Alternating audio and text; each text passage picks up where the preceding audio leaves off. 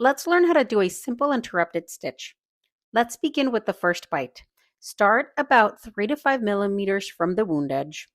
Enter the skin at about a 90-degree angle. This helps you grab the right amount of tissue and promotes eversion.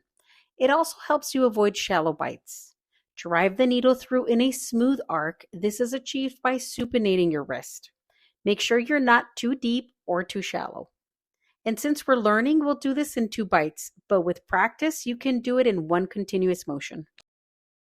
Now match the bite on the opposite side. It should be the same depth and the same distance. We call this equidistant. Symmetry is key for proper alignment. You can use your forceps gently to stabilize or push the tissue as the needle exits. Now pull the needle through, leaving a short tail and a working strand. Now we'll perform a surgeon's knot. Place the needle driver parallel to the wound. Your working strand will loop twice around the needle driver on the first throw. This is the only throw with 2 loops. This should bring the wound edges together, firm but not strangled. Now pull each strand in opposite directions. For your next throw, again place the needle driver parallel to the wound. Your working strand should now be on the opposite side of the needle driver compared to the first throw. Now do 1 loop around the needle driver. All throws after the first should only have 1 loop. And again, pull each strand in opposite directions. The key to secure knots is creating square knots, alternating sides with each throw. Let's do one more to show that again.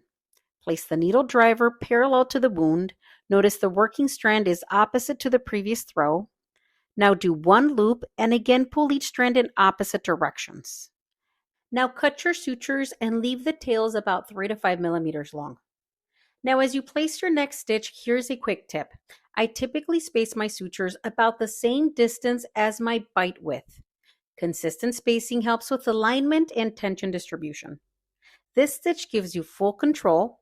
Each stitch can be adjusted individually, and if one fails, the rest still hold. Master this stitch and you'll be able to handle the majority of lacerations. Thank you for watching. See you next time.